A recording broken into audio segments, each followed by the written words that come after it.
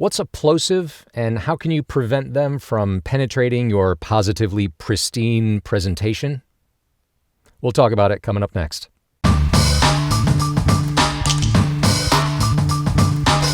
If you've done any recording at all, you've discovered that the P sound is positively problematic.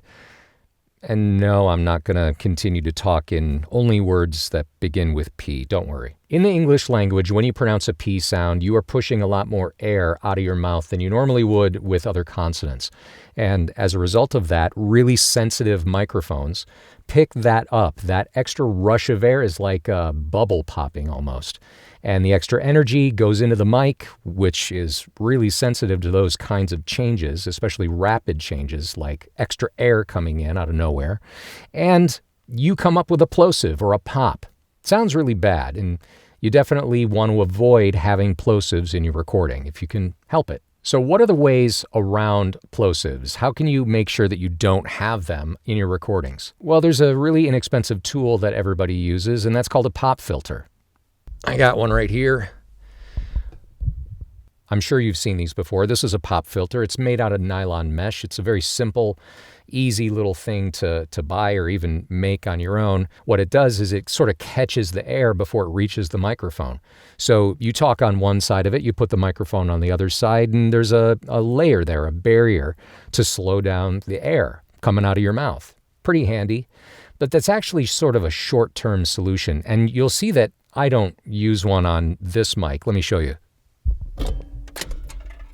Oops. So this mic is a Sennheiser 416, if you're wondering, and it comes with a windscreen with it. So I just use the windscreen as my pop filter, and I don't have to use the additional one. I use that additional pop filter when I'm on my other mic, which is a Neumann TLM 103, and I'll use a pop filter with just about any mic that doesn't have a built-in one of its own. You can think of pop filters as short-term solutions. Really, if you're recording and you're producing a lot of plosives, you're seeing a lot of those bubbles on your spectrograms, audiogram, whatever, on the the line that comes up and all of a sudden you hear a. If you're doing that a lot, then the problem isn't with your pop filter or your lack of one, it's with you. If you're popping your P's a lot, it just means that you're trying too hard. You're working too hard in the booth. So here's an exercise you can do to try to help get rid of a lot of the plosives. I need something I don't have at the moment. Hang on. This is a tissue. It's a Kleenex.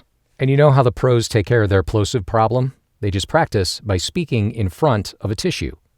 The idea is you want to be able to speak and you don't want the tissue to move at all. So if you're speaking and your tissue is moving, that means that you're pushing more air out. You're working harder than you have to be. Let's see if I can do it.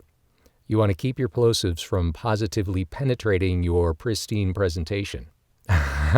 It's hard, isn't it? I haven't done this in a while. You definitely want to keep your plosives from positively penetrating your presentation. Are you interested in voiceover and getting started and learning how to interpret ad copy and all that stuff? Then you got to visit us at complete-voiceover.com. We are rethinking voiceover training, and we're teaching people with books and audio files. Yes, I know. Can you learn voiceover from books? Yes, turns out you can. Anyway, thanks, and we'll see you next time.